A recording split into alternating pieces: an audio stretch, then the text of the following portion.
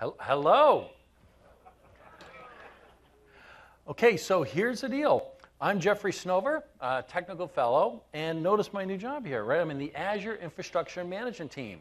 So a lot of you know me for PowerShell and this crazy little thing we call Windows Server.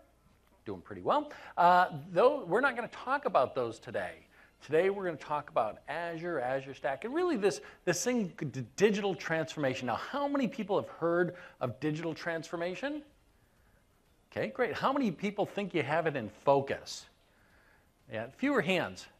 That's certainly the case for me. And it took me a while to kind of like listen and analyze and chew on it and think, well, what the heck are we really talking about? And I think I have it in focus. So I'm going to share that with you today. You will want to be putting your seatbelts on. I got 66 slides and a 13-minute demo, so we got a lot of content to cover. So we're going to go kind of quick. Okay, so you've heard the cloud changes everything. Everybody heard that? Yeah? Okay, I'm here to say I think that's not quite right. I don't think that's the point. I think the real point is that digital transformation changes everything. And I'll make that case. And by the way, let me point out what I'm trying to do here. Change is hard, right? If you're really going to embrace this idea of digital transformation, companies are going to have to change.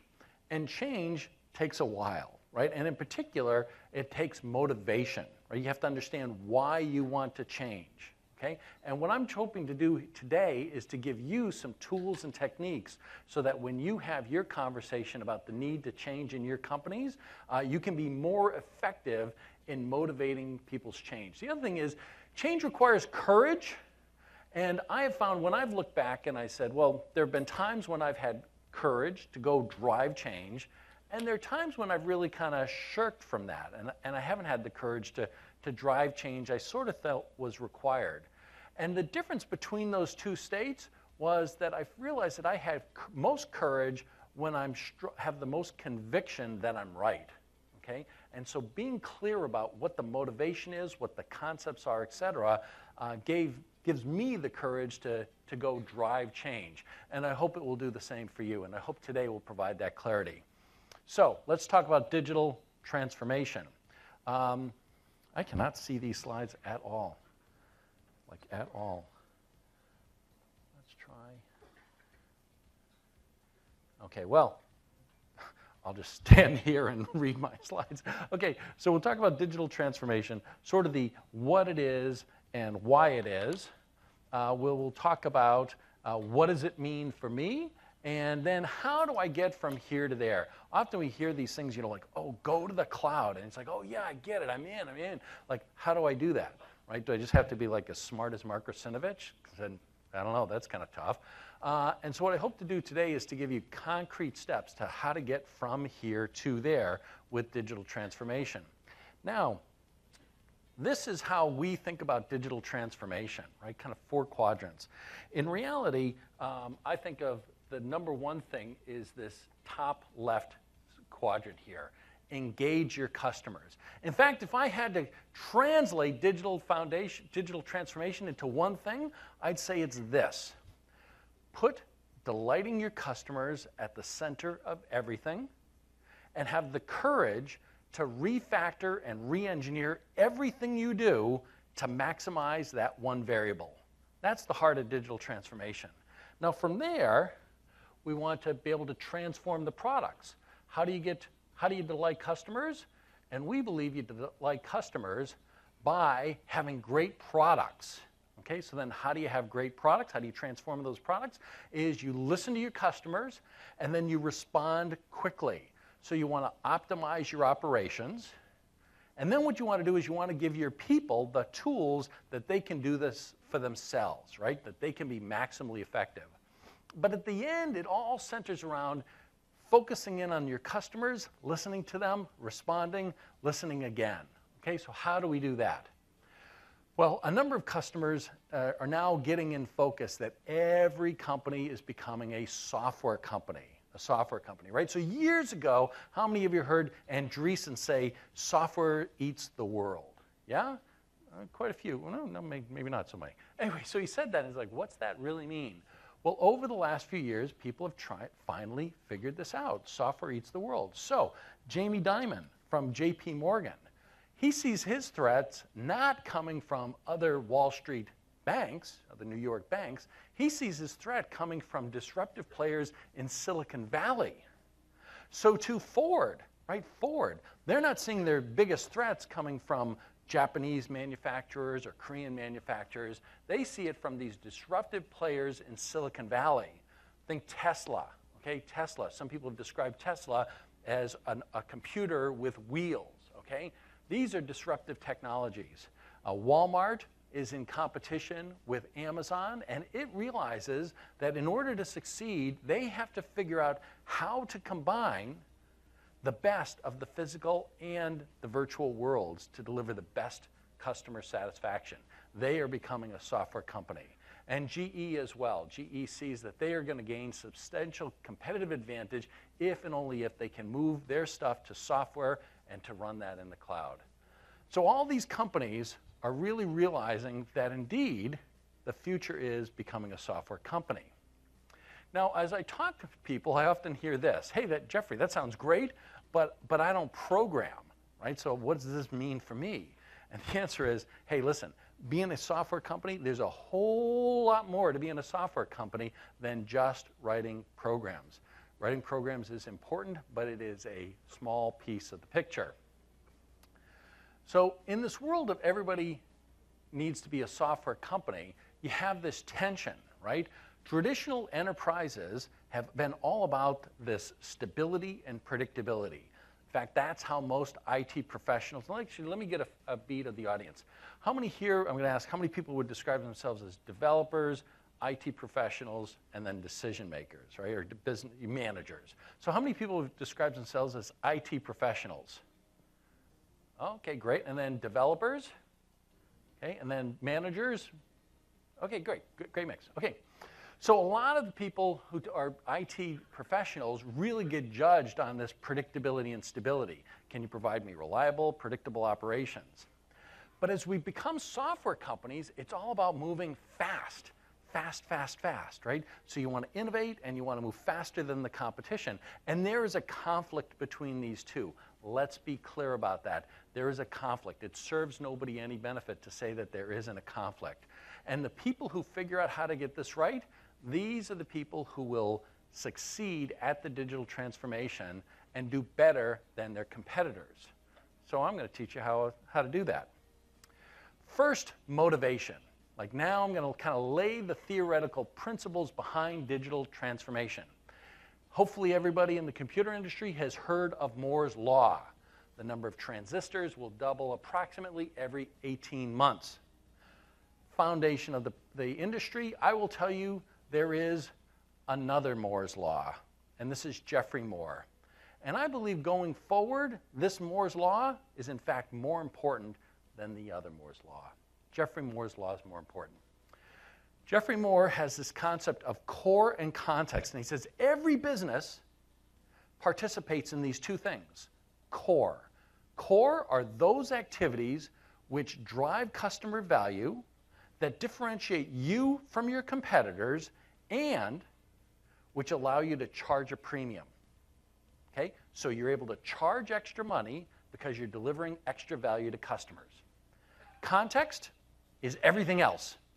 Everything else, just one big bucket. You either can deliver differentiating value and charge extra money for it, or it's context.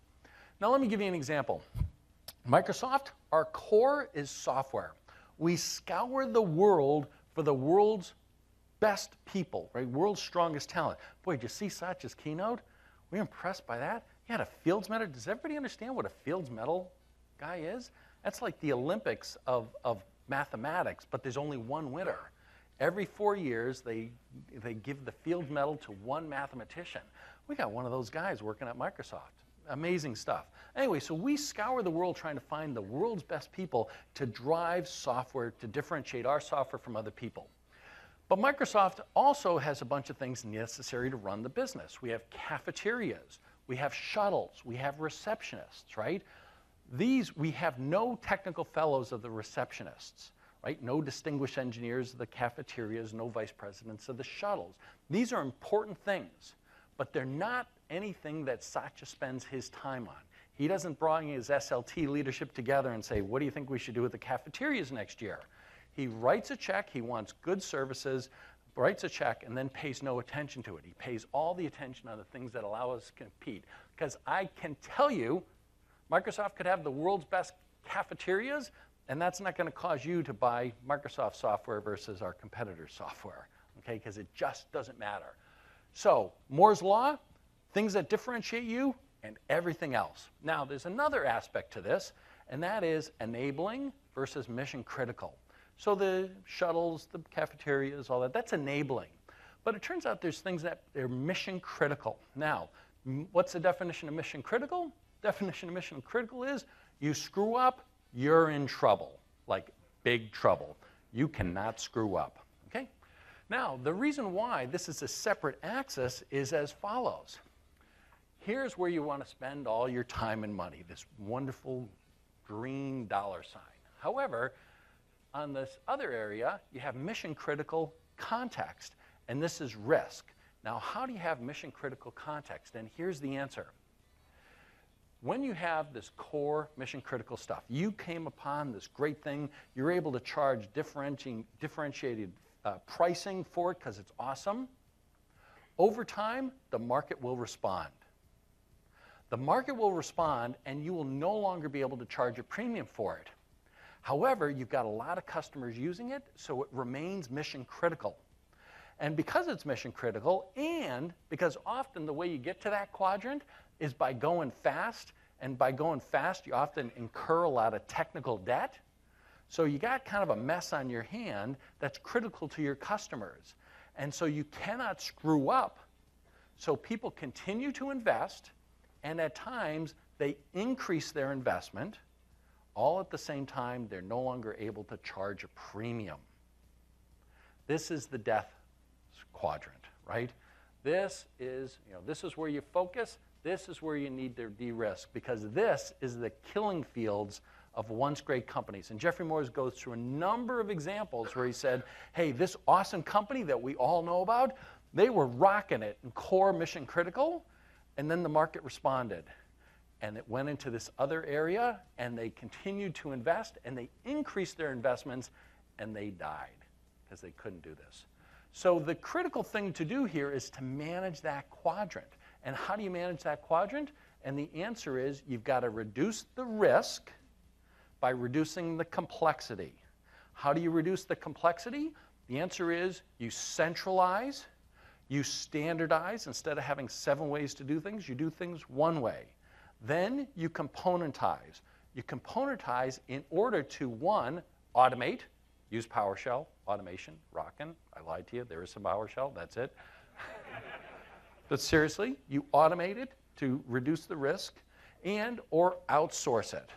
By doing these things, you reduce the complexity of that area.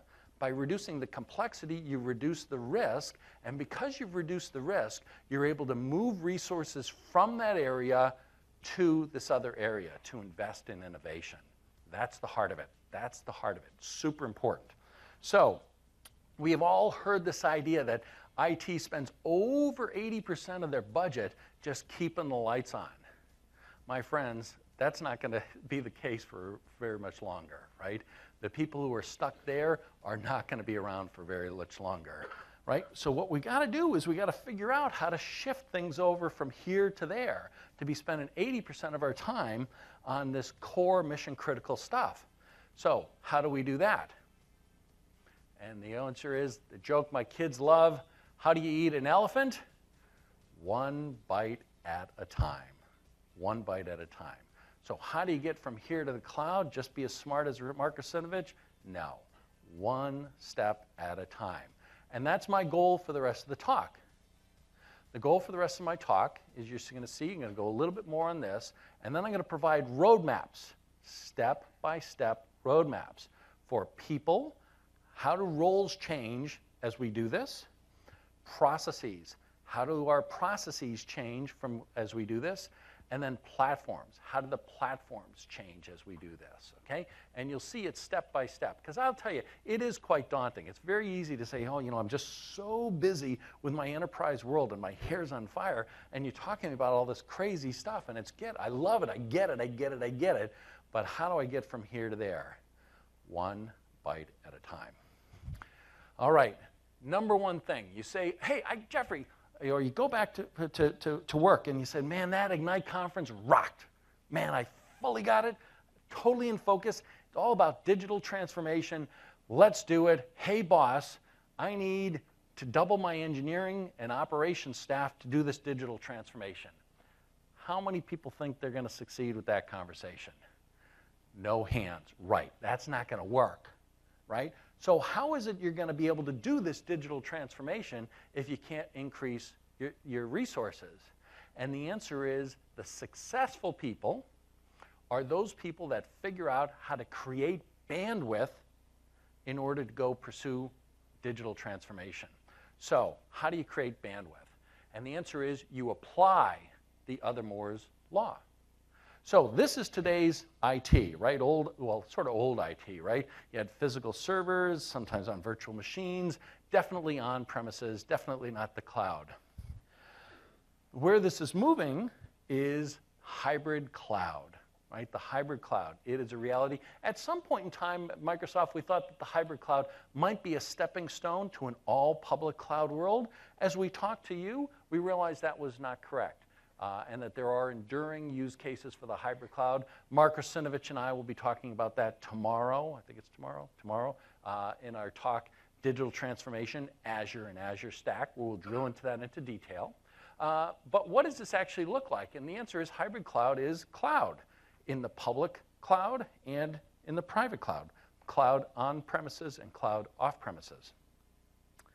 Now, in applying other Moore's law, it's all about creating bandwidth. So how do I create bandwidth? Step number one, find your commodity workloads and just use SAS for those things. Okay? So here's the thing. Your business. Let's say your business is an airline. How many people think that they can sell more airline seats by running Exchange better than their competition? If you do, you're mistaken. You might be doing great, but you're not going to do better at selling airplane seats by running Exchange better than your competition. Or sneakers, right? Hey, can you sell more sneakers by running SharePoint better than the other guys? And the answer is no. These are great commodity workloads that are important, they're awesome, but they don't differentiate you from your competitors. So guess what? Just buy them. Just buy them. Use a software as a service, just buy them. By doing that, you're paying some money, but you're freeing up resources. What are you going to do with those resources? Step number two, lift and shift and lift and modernize. Take existing resources, the existing workloads, lift them and run them in the cloud. By running them in the cloud, guess what? It frees up bandwidth, right? How does it free up bandwidth? And the answer is running those workloads in Azure. There's a ton of stuff that Azure gives you for free or very easy, right? So there's that joke, right? The joke is, there's once an admin had a problem. So he wrote a Perl script. Then he had two problems, okay? So, and it's true, right? It's true. So, you know, look, I've been selling system management products the majority of my 30 years, more than that, in the industry. But the reality is that whenever somebody thinks about buying a management product, they go through an RFC, right? Hey, you're spending a lot of money for these things. Some big companies spend millions of dollars for them, so they don't just write a check. They do some due diligence, and they spend a lot of time evaluating it. And then once you decide on one, then you got to deploy it. And I remember the year, anybody ever use the early SMS, like SMS 1? Okay. Anybody go to the MMS conferences? Yeah, like there was like a third to a half of the MMS conferences were all about the care and feeding of the beast, right? And they all had this nature of like, okay, approach it slowly, no sudden movements, whisper to it. You know, it's just insane how much energy people had in just trying to stand up their management infrastructures. Well, here's what I'm telling you. Take your workloads and run them in Azure, and as you saw in today's keynotes, there's a button that says Enable Log Analytics, Enable Update, enable change management. And you just get that stuff easily. No fuss, no muss.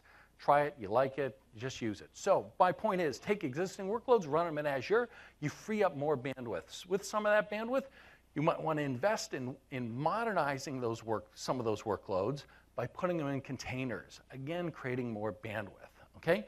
Now, you're doing the same thing on premises, right? You can take things, leave them alone, just run them in Azure Stack. And what all this does is creates bandwidth that allows you to invest in innovation, right? That's the key. How do I invest in innovation? By creating bandwidth. And what does invest in innovation look like? And the answer is you invest in cloud-native workloads.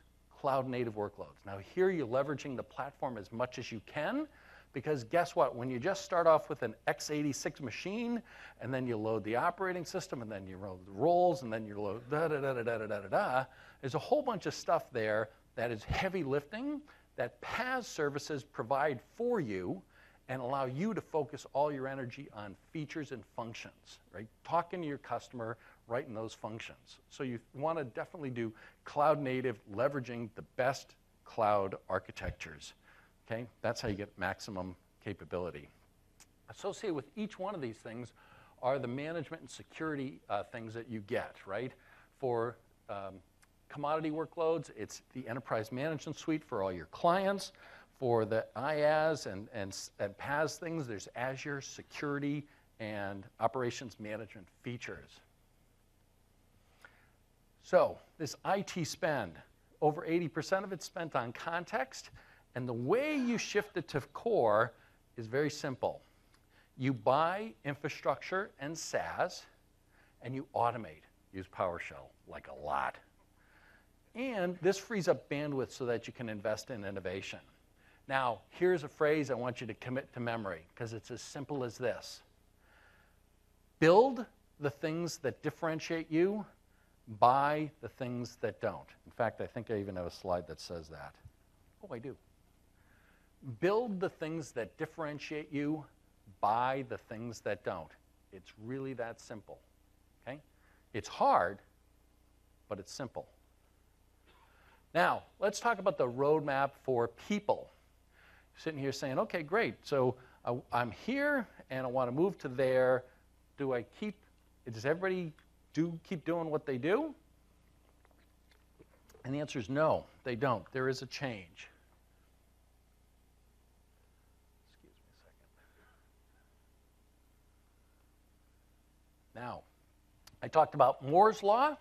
There's another law, Conway's Law. Conway's Law says that organizations which design systems are constrained to produce designs which are copies of the communication structures of those organizations. Boy, that's a mouthful. Here's an easier way to say it.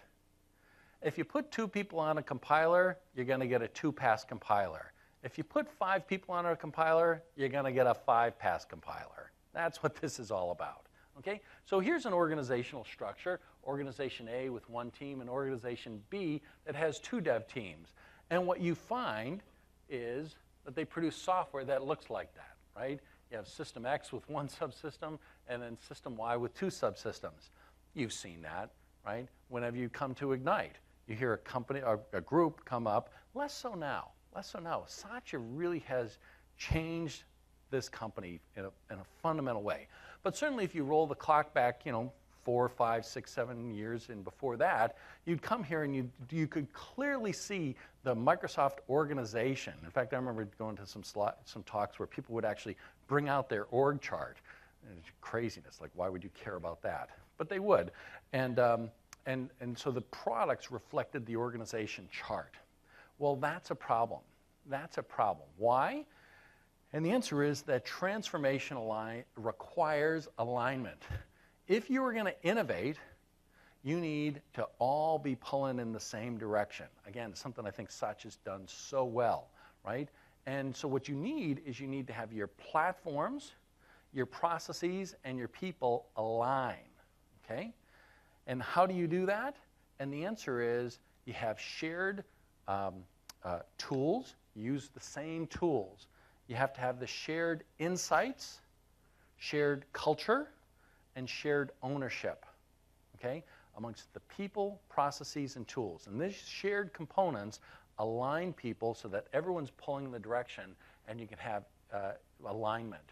So fundamentally, right, this sounds easy, but fundamentally what we're trying to do is we're kind of shift away from this world of like very, kind of checks and balances, right? The devs go and do something, and then IT says, well, hold on, before that goes into deployment, give it to me, I do all this stuff, and then I say yes or no, and then we do it again, right? So control and checks and balances. And what we want to do is we want to change the gestalt of that engagement between people from this checks and balances kind of control to more of like something like a rotary, right? Where we establish the rules of the road and then allow people to go as fast as they can with little checks and controls, right? That it's a self-running machine. Now, anybody who's ever gone from one to the other knows that when you go to a rotary, what happens? You get some accidents at the beginning. You get some accidents, right? Some people get hurt, you get some fender benders, and the same thing will happen to you as you make these internal changes. But here's the answer. It's worth it, right?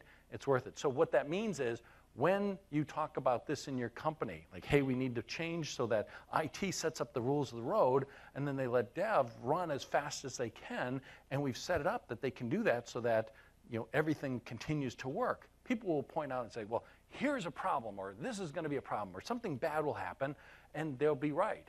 And it doesn't matter. You will gain so much from doing this, you still should do it.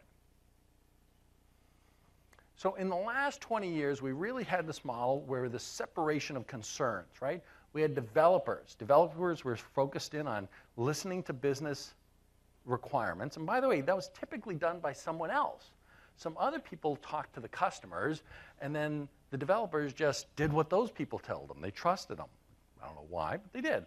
Anyway, so their job was to take whatever that person said and translate it into code, right?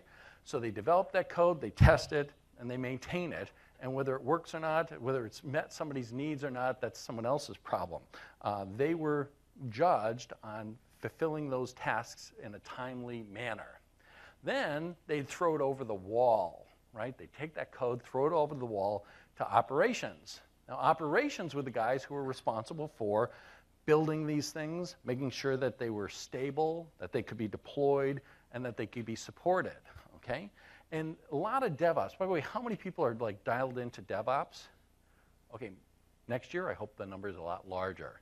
DevOps is a fundamentally important phenomena in the industry.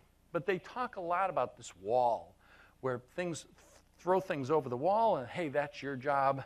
And then you have people complain, oh, it's your code, no, it's your operations, and it's just sort of a mess, right? So this wall, in fact, is a chasm of despair. This wall, the separation of concerns, is where you have all your problems. Because this wall basically says we're not working together towards a common objective. I've got my job, and I threw it over the wall. I'm a success. The fact that it didn't land and didn't deploy, that's your problem, not mine. And vice versa. Like, hey, I'm running my systems great. You gave me some piece of crap that doesn't deploy. That's not my problem. That's your problem. And they're not shared ownership of results, not shared ownership of the customer, etc. So what you want to do is you want to break down this wall, this chasm of despair. And the next 20 years are going to look like this. The next 20 years are going to be founded in a culture and a tool set of DevOps.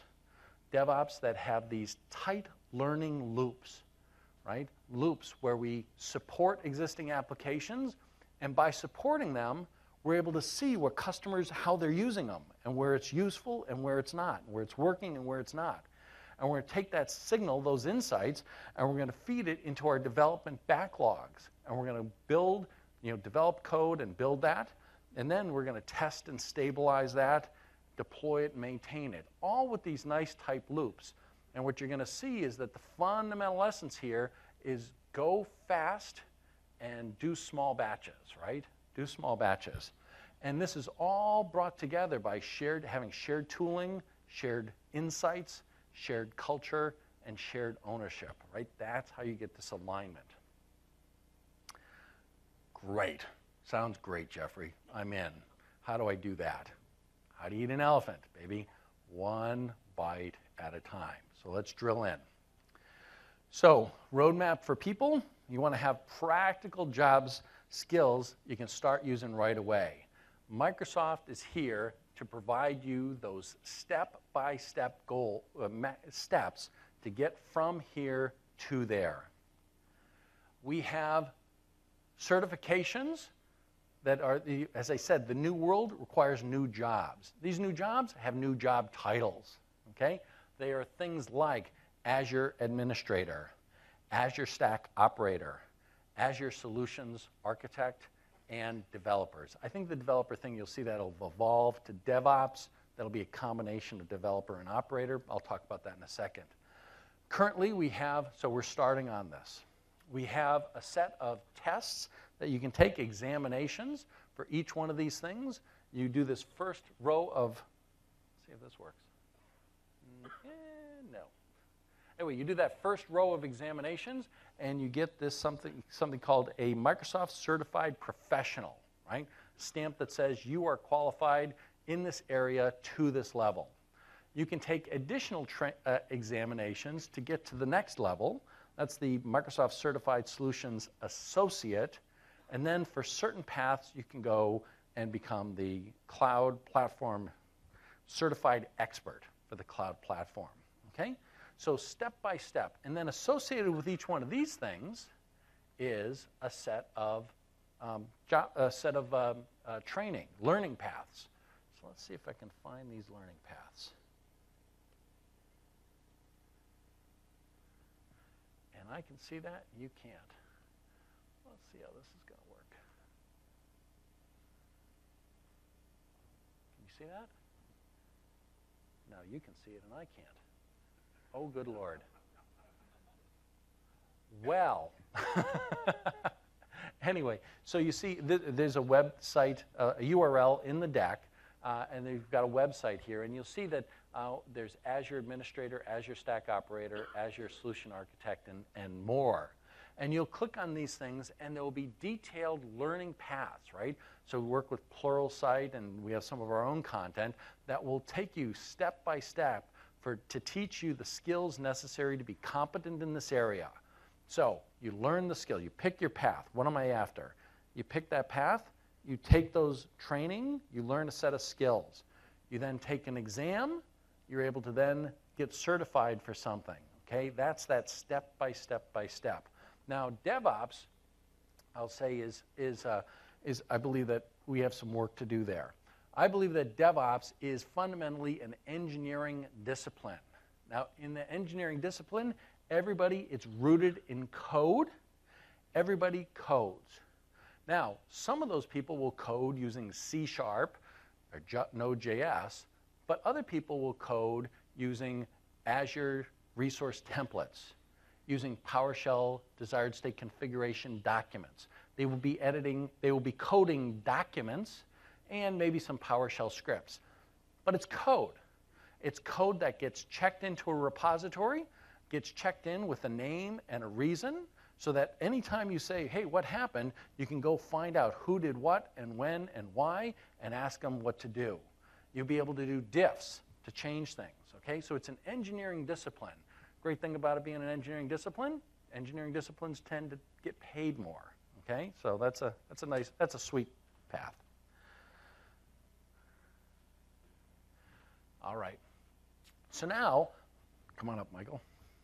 We're going to talk about modernizing processes. And here we're going to go heavy on demos.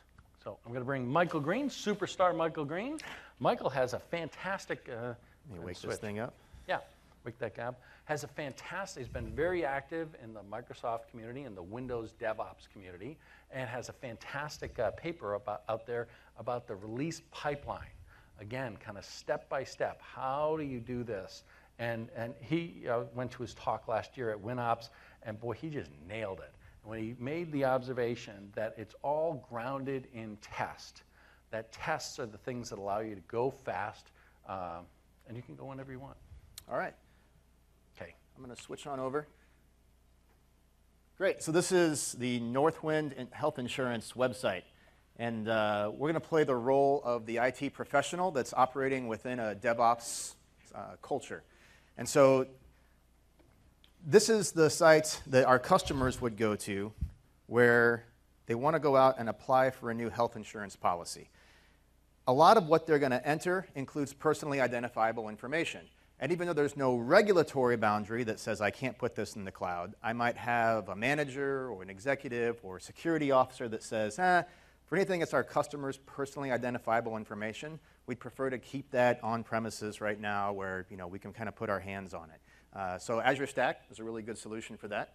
And it turns out that you can fit this, this platform for deployment, or the tools and processes that you can share with your developer friends, into a solution that will allow you to test on Azure and then deploy out into Azure Stack. Here Michael's making a great point. So as we talk about the enduring use cases for the private cloud or the hybrid cloud on premises, one of the things we talk about is regulated industries or regulatory stuff. And these are things where there are laws governing the creation and the use of data, and it's the flow of that data, where it can go.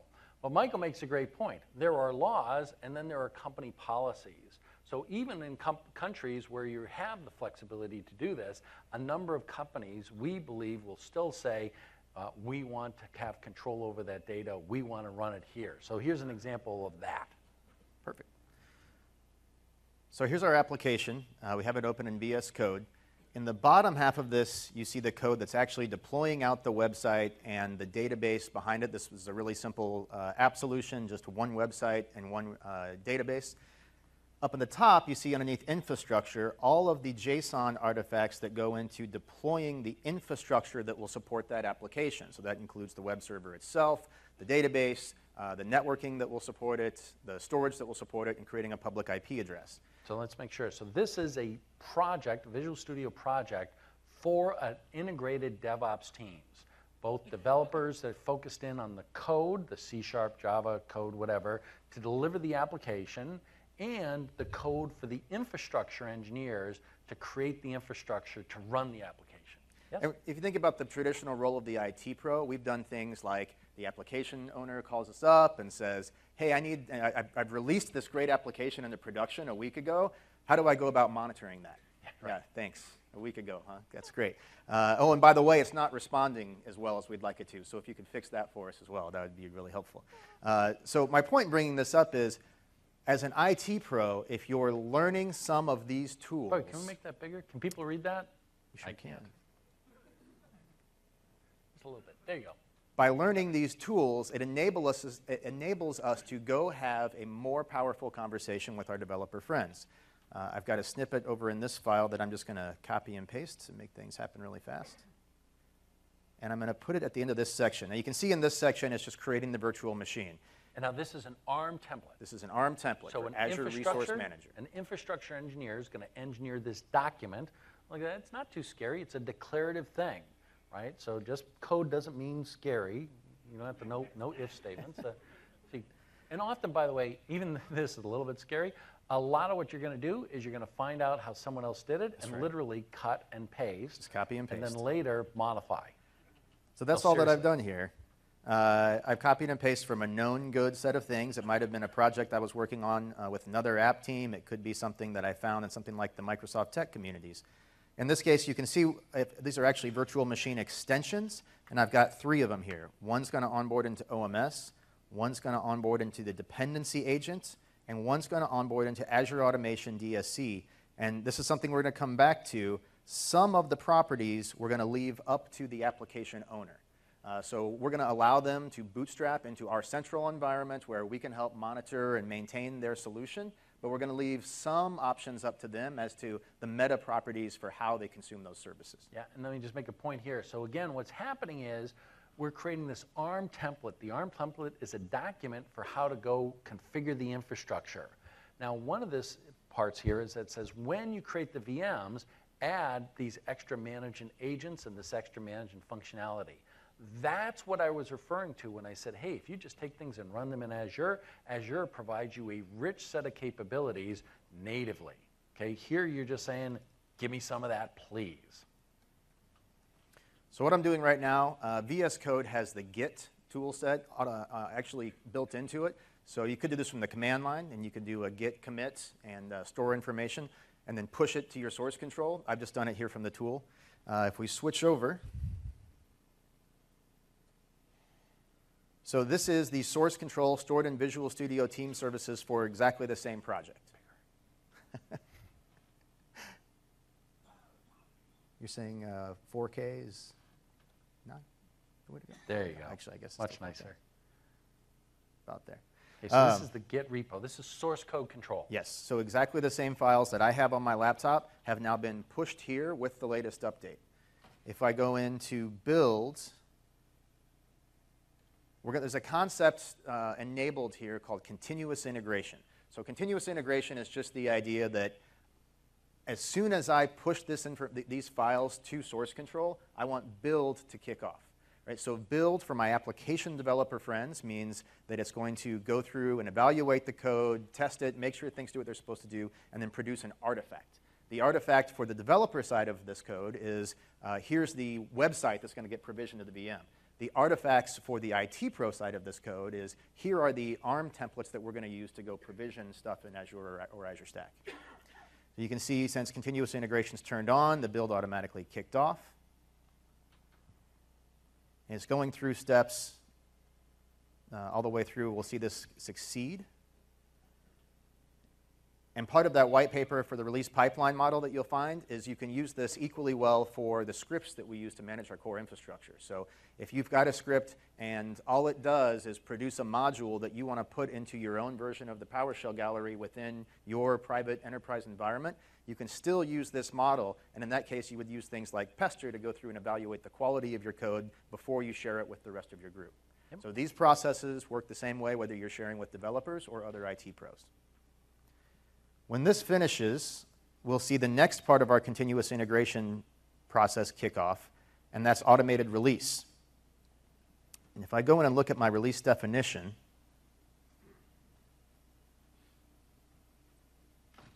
there's a really simple concept here mentioned earlier here. You mentioned earlier that Azure has a lot of capacity, right? And so that's something that is available for you to consume. So when it comes to test, in production, I'm going to go ahead and deploy out that website onto a VM that runs a SQL instance and an IIS instance. And I'm consuming that from my Azure Stack environment. For test, I can spin up as many VMs as I want in Azure. I can run tests all day long. I can perf test. I can pen test, whatever I want. Almost limitless capacity. So it's just up to me. I can run all of my tests there, and I don't have to worry about consuming those valuable resources that are running in my private data center.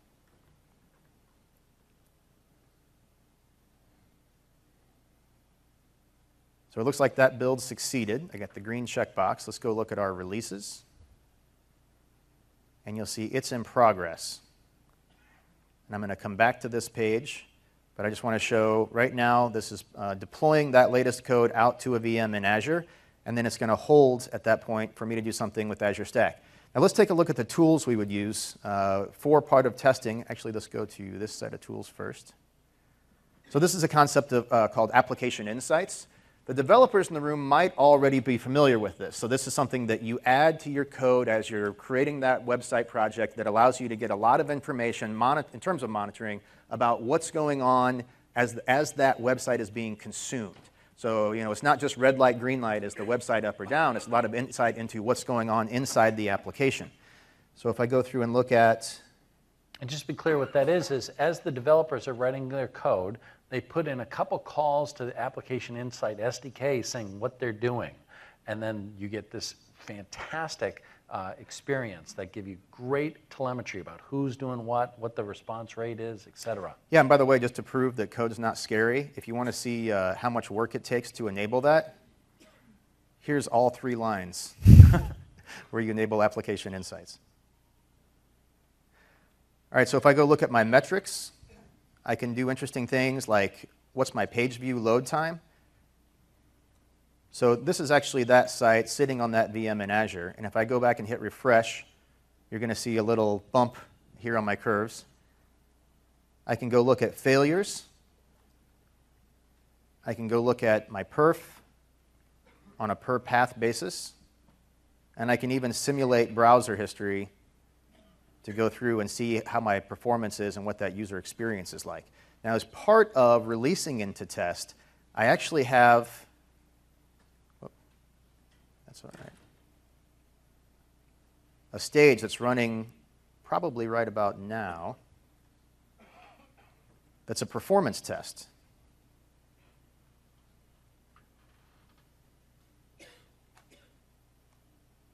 So what we'll see if we were to leave this website open, and I don't know how long it will take to get there, but let's take a look and see if it's there right now. So this is a live stream coming from the performance indicators inside that server. So before, if that application developer asked us to sit down and help them make their website faster, we'd fire up Perfmon, we'd like take 2 hours and figure out which performance indicators we actually needed, and then evaluate, how's the performance going. In this case, it hasn't gotten there quite yet. It's going to go and throw 250 synthetic users in 60 seconds at this website and see how it goes. So now we as IT professionals can get to know what these tools that application developers are using, figure out how that they can make our jobs easier, and work together with them to become more efficient.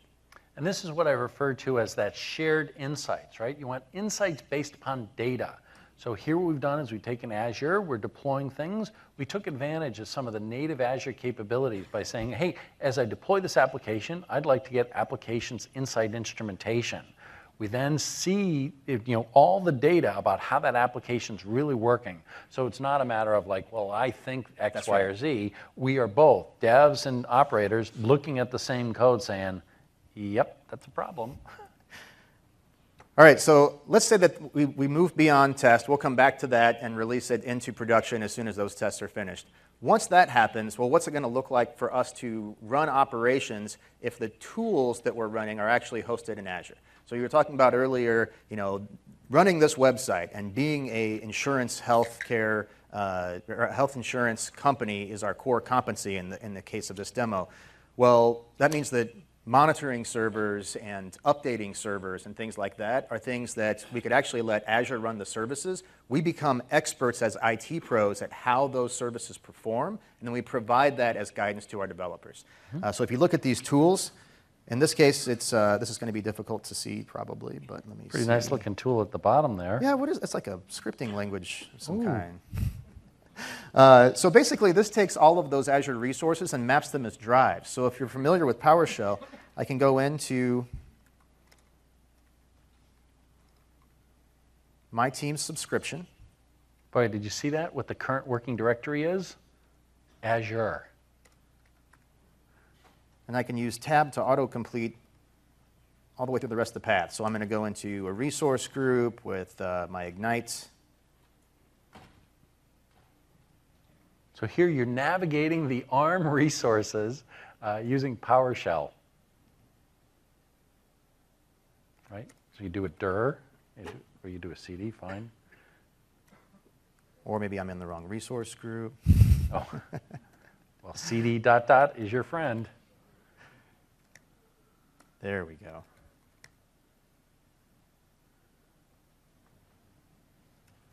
And I'm going to take your advice. Let's see exactly where I'm at. All right, so my options are go into Microsoft.compute resource provider. And now I do a directory. There's the options within compute. I could evaluate either my machines or my extensions. And here should be the list of virtual machines running within that resource group. There they are. And if I want to do something like, did I bump it? Oh, there we go.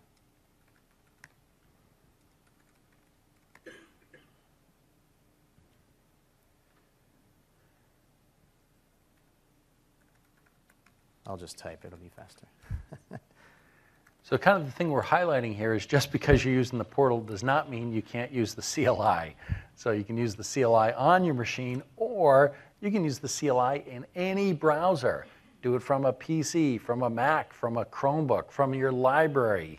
Anything that has a browser now, you can get PowerShell running against your Azure tools. So we actually have PowerShell 6 in beta that is actually, you can use the Azure commandlets with it, and it is cross-platform. Or if you're in a pinch and you don't have PowerShell 6 loaded, just open the PowerShell portal, or you can actually open the Azure app on your iPhone, and you can go out and make changes like this.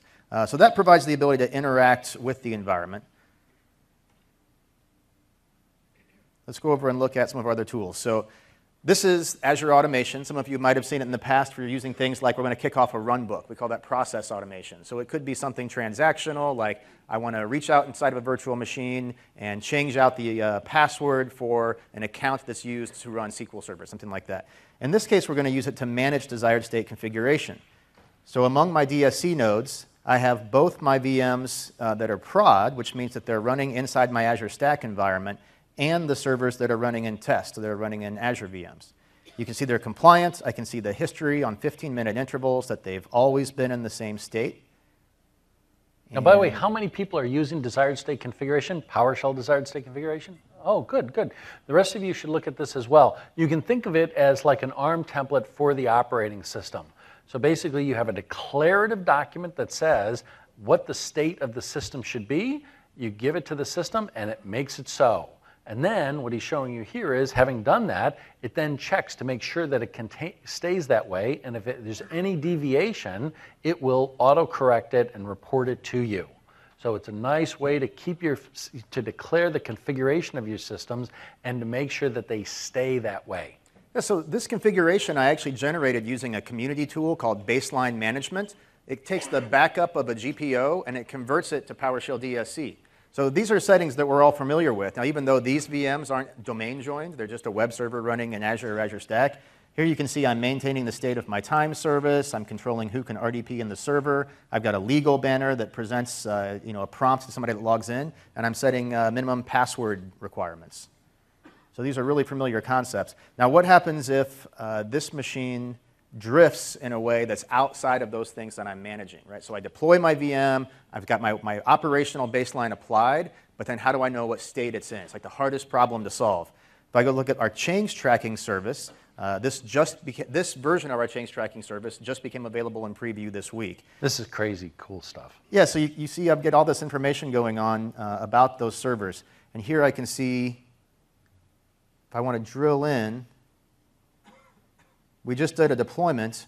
Well, what deployed out to that test server that might have changed is our web.config file. It's a specific path that I'm looking for. I'm taking a hash of that file every time it gets redeployed and making sure that that server is always configured the same way. And this becomes really interesting in things like PaaS services as well. What's configuration management for something like App Web Service? You're still going to have things like web.config. And that's some place where an IT pro can get involved even as we start long-term transitioning from IaaS to PaaS and containers and microservices. Yeah, this is a critical function here. So again, what it's doing is it's monitoring the resources on a system, and anytime they change, they're finding out when it changed. And so then you're able to have this timeline to see, hey, things started to go goofy around midnight last night. What happened? And you're able to go and see, hey, did anything change the hour before midnight? Oh, these registry keys changed. These services changed. These files changed. So there's just a couple more to show. For many people, they may have had a long time managing Microsoft assets using Microsoft tools. Well, one of the tools that was really popular was something like SCCM, right? We wanted to go in and see inventory. How many servers do I have? What state are they in? What software is installed? What devices are they using? So now we have an inventory service in Azure as part of the Azure Management, Operations Management Services capabilities. So here I can see the list of my machines. I can see what software is installed. Like I mentioned, I can prescribe a path of specific files that I want to go monitor, the registry, Windows services, and beyond. So this gives me a lot of those same capabilities that I was using on-prem. Similarly, we now have an update management service. This actually has existed for some time as part of OMS. It evolved this week to offer some really interesting capabilities. So not only can I go in across my machines and see what updates I'm missing, I can now go in here and schedule updates with some interesting new capabilities. I can go in and select which categories of updates I care about. So let's say that I only want to do critical updates, all critical updates once a week during a maintenance window on Saturday.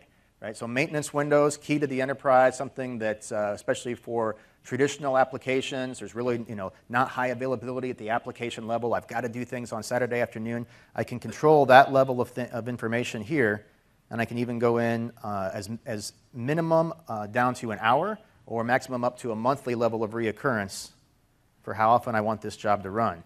And what's amazing about this is it works on both Windows and Linux, right? So if you haven't got the memo, Microsoft is a cross-platform company. So what this means, if you say you were some credit agency and you were using this, you would know that your PHP was not out of date and didn't have a critical patch applied. It might save you like 140 million apology letters. I'll let that sink in Just for a second. hypothetically. Yeah. All right, so there's two other tools we're going to take a look at as our operations platform. The first is Service Map, and then we're going to take a look at security. But I mentioned these together, right? So Service Map I really think about as an extension of my security tools, and that's where someone has handed off this application to me, but as an IT pro, I want to kind of dig in and see exactly how it works. But it's been difficult to get tools that visually let me figure that out. Like I just want to automatically generate a Visio for how this thing works. So if I go and look at my insurance application, I didn't build this, right? So this was automatically discovered and generated based on the information that was pumped into Azure using that dependency agent. Right, so remember when he did that ARM template and just cut and pasted? One of the things he pasted was, hey, put the service manager in there. The service map manager? Service map, you got Service it. map Yep. manager. Service map manager agent. It goes in there and starts monitoring who's talking to who. Right? Hey, who's talking, what protocols to who? So if you got some piece of malware there exfiltrating all your data to some server in China, it's going to pop up like really clearly here. Yeah, so I'll show you exactly what that'll look like. If I click on, right now I've had about 23 clients connecting that web front end. Here's all the IP addresses and where they're coming from and what port they were using to connect. But let's really dig in. So let's expand out my web server and my database server. Get in there and click. There we go. And then if I zoom out, I can look at the processes running across those servers.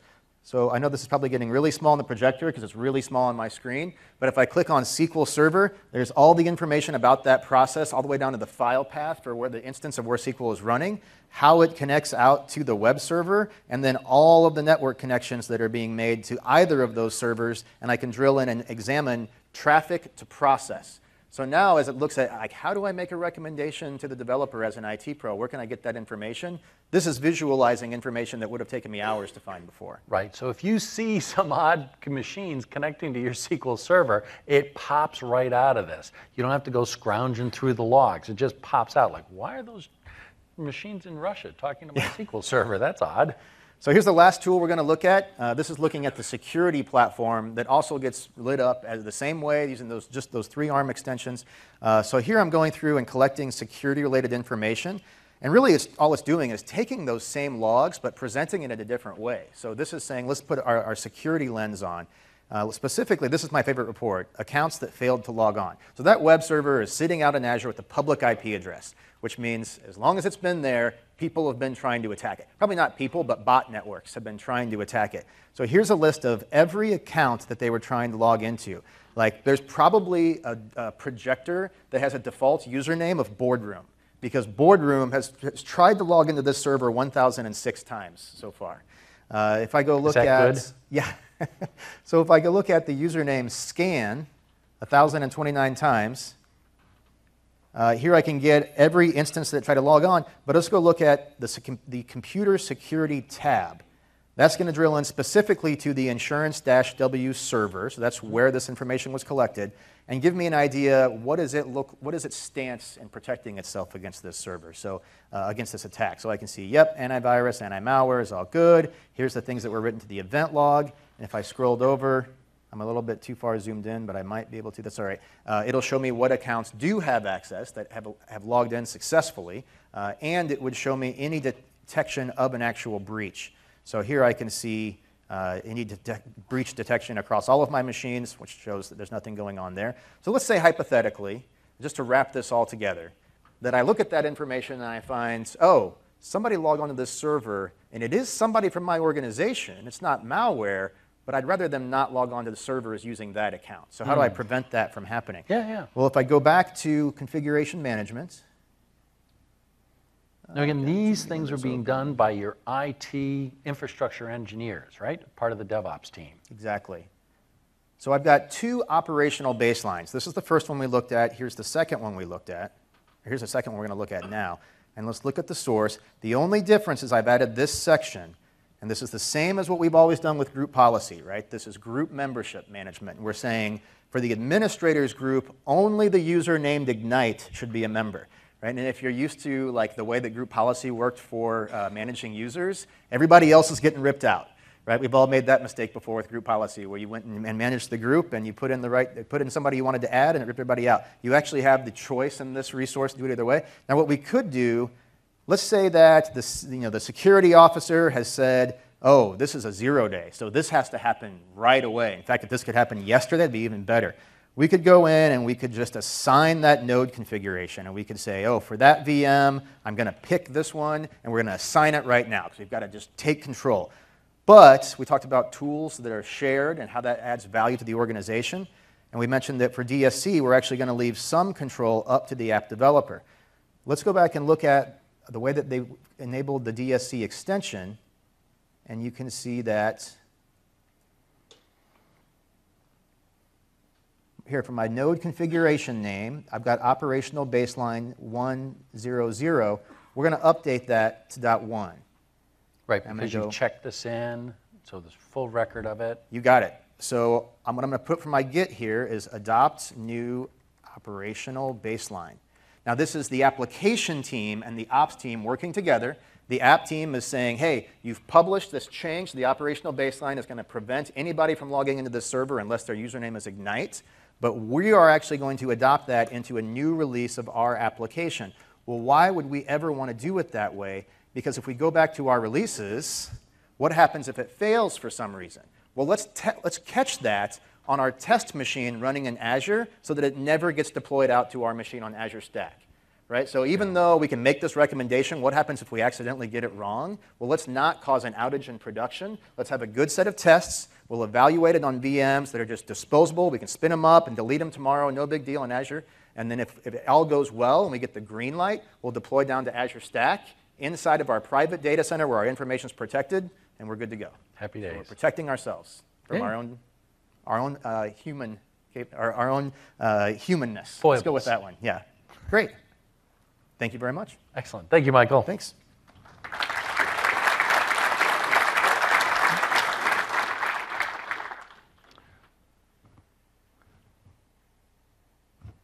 Great. That was rocking. So there's a number of things there I want to highlight. So first, again, thank you, Michael. That was fantastic. What we were showing there was developers and infrastructure engineers working together, working in code. Developers were working in code for JavaScript, C#, whatever, but then the IT pros are dealing with these declarative documents. Sometimes we're using PowerShell desired state configuration. And then you saw these amazing set of capabilities as when you declared a document, you said, hey, Azure, you have this great capability for inventory. You have this great capability for change management. You have this great security stuff. You have this great service map stuff. Please include those in my VMs. And then Azure lit up all that for you, right? And so you didn't have to set up that infrastructure. You don't need to maintain that infrastructure. Azure does that for you. So a couple things I want to highlight here. One is there's some amazing capabilities being delivered right now. Two, those capabilities are going to increase over time and get even better. And number three is how simple and easy it is for you to enable those for your workloads. And this is precisely what I meant by saying when you take and lift and shift some of your workloads to Azure, you can do this, and it creates bandwidth, right? Creates bandwidth so that you can go pursue digital transformation. Now, these were all the demo slides. We're going to zoom through those. But you saw there the loops, right? Gain insight. With Azure Applications Insight, we were able to gain insight into how the application was used and then use that to then generate changes. I see this. We need a change. We need to be more secure. That went into the development loop. Okay, great. So now I've developed that. I've had people review it. Do I just deploy it? No. You got to build it and test it. Build it and test it in Azure. Now I have confidence, and now I deploy it and I run it in Azure Stack. So it's really quite a good demo. Okay. So again, how do you eat the elephant? Now let's talk about How do you eat the elephant for processes? Step by step. So what is this step for processes? First, admit you have a problem, right? We have a problem. We all need to get better. Okay? Then what do? You want to engage your IT people, your development people, and your operations people. They all need to get it, and they all need to work together by having shared infrastructure, insights, tools, culture, and ownership. The key to making this stuff work is to set small goals. It really is small batches. You will see that in the end game, it's all about small batches. At the beginning game, it's about small batches. Don't try and do it all at once. Do lift and shift. Let's just see if we can get a workload running there. Okay, great. Now, how about if I turn this on? How about if I turn that on? How about so do it in small batches and make each one of those small batches successful, and then iterate. Now, the whole point about small batches is every time you make a change, one of three things happen. Things get better, things get worse, things don't change. If things get better, keep that. If they get worse, undo that. If they change, whatever. So what you want to do is you want to be able to iterate as quickly as possible so that you maximize your validated learnings, okay? So concretely, you will hear the phrase, we need to get comfortable with change. Is anybody here comfortable with, we need to get comfortable with failure. Anybody here comfortable with failure yet? Oh, a couple, excellent, excellent. Not so much on this side of the room. I'll talk to you. You need to get comfortable with failure. Now, I find that that's very easy to say and very hard to do. But then I got it in focus. And here's the trick to get comfortable with failure. There are two types of failure. Failure number one, you come to me and you say, hey, Jeffrey, that thing I was working on for the last 2 years failed. Okay, that's failure class 1. Second failure, you come to me and you say, hey, Jeffrey, the thing I worked on all afternoon failed. Category number 2. Category number 2 is like, great, we learned something. Let's do it again. Category number 1, it's like, well, let's have a career conversation. So, right? So the way you get comfortable with failure, and it really sounds odd, right? Be comfortable with failure. And the answer is when your failures are small, they're learning opportunities. When your failures are long and big investments, they are disasters. So the way you get comfortable with failure is by doing small batches. And then if something goes wrong, it's like, yeah, wasted an afternoon. But I learned something, so let's do it better the next time. Okay, so there are a set of new processes in this world of digital innovation that we need to get good at. And here's a list. I'm not going to go into detail, but it's all about the teams working together. So you got to get good at these soft skills, right? Collaboration skills, agile planning, right? That's why you don't hear us talk so much about these big, long roadmaps anymore. We talk about directions, but not roadmaps, okay? Because roadmap, you want to be constantly listening to the customer and then responding. So don't plan too far out. You want to be, focus in on automation, automation, automation. Boy, if you haven't got that in focus, learn PowerShell, learn desired state configuration. Automation is the thing that creates the bandwidth so you can go invest and be a hero for your company and keep making the big bucks and make more money. I can't tell you how many people over the last 10 years have told me how their careers have been, just skyrocketed when they picked up on how to learn PowerShell, learned to automate things, and became the hero for their company or their hero for their next company. Okay, so you really want to get that. Anyway, so there's a bunch of other things: telemetry, test management, infrastructure as code, source code control. Here's a list of things that you need to get good at. And again, most of these things we have content on the Microsoft website for. We have a bunch of great resources. I'll keep this here. I'm not going to go over it in detail. It's on the slide deck. I'll take a second and let you take pictures of it. By the way, I see a number of people taking pictures. If you have not found this tool yet, you want to get the Microsoft Office Lens product. Lens, it's fascinating. So like you're here and you're taking a picture over there, right? What are you going to get? It ain't going to look like a square, right? It's going to look like some weird thing with misshapen text.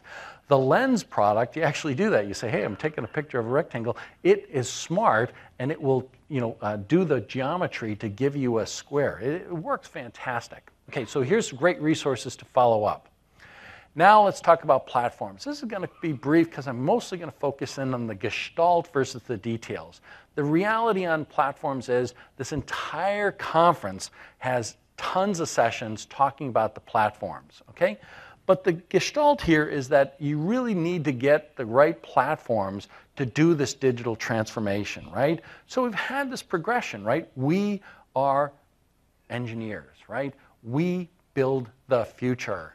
As we build the future, we take advantage of the future to build the next future. So we started off with physical machines, went to virtual machines. Now you can take those and run them on cloud infrastructure. But there is this new thing, right? The native cloud. The thing I want you to understand is that there really are 3 separate platforms and 3 separate platform choices. There's a choice of application platform, there's a choice of operations platform, and there's a choice of developer platform. Now, what are your choices? Boy, there are lots and lots and lots and lots and lots of choices in this space. Man, are there choices. There's a ton of them. And there's a whole bunch of great stuff out there. There really is. There's a ton of innovation. Some of these people aren't going to be around for very long. Some of them will. But there's a lot of innovation out there. Here's the thing I want to be clear. This is a new Microsoft. And in the new Microsoft, under Satya's leadership, he's super clear. Go find out what our customers needs to be successful and give it to them. And what that means is we're going to support you with any language you want to use, developing on any OS you want to use, and deploying on any platform you want to use. Okay? This is a new Microsoft. Now, that said, we have a point of view about these things. I call this the digital transformation stack. And what that means is for the application platform, we're investing in Azure and Azure Stack to be the best application platform. For the operations platform, we're building operations and security and management directly into Azure, and it'll be available to things in Azure and on-premises and other clouds. And development platform, we're investing heavily in Visual Studio Team Services. Okay, this is our digital transformation stack. These are tightly aligned components, but they are loosely coupled. What that means is, if you pick all of these things, they're going to work well together. Guess what? They're all under Scott Guthrie, and he makes sure that they all work well together. Okay, and they really do. So this is going to be the most optimal environment, but they're loosely coupled. You can take any one of these things and make different choices for the others. You can say, hey, I love that Visual Team Studio stuff, but I'm going to develop on Erlang, on Node.js, running on Linux, and deploying to AWS. Seriously, we will make you successful if that's what you want to do. Let me be clear about that. If you want to develop on Linux using Erlang, deploying to AWS, Visual Studio will help you be successful. If you want to say, hey, I'd like to use some other DevOps tools and deploy to AWS, Azure Security, or deploy on premises, Azure Security and Operations tools will support you with that. We have hybrid gateway tools to be able to support that. And so too with Azure and Azure Stack. You can use any security tools, you can use any management tools, you can use any development tools with those things. It is a feature of each of these platforms that they can work with the entire ecosystem of tools in the environment. It is also a feature that when you put all these 3 things together, they are the best. So that sort of ends up, I'm going to make a slight transition here and pitch a book that I'm writing. I'm working with a couple other people, Wardware Alston and company, to write a book. It's called Datacenter Transformation. Here's a URL if you want to track that. It's a GitHub. We're going to be looking for people to review it. So I'm going to talk about, again, kind of this step-by-step approach for how you can transform your data center. I'm going to talk about security, migration toolkits, containers, DevOps, workflows, etc. So look for that next year. And in conclusion, digital transformation really does change everything, everything.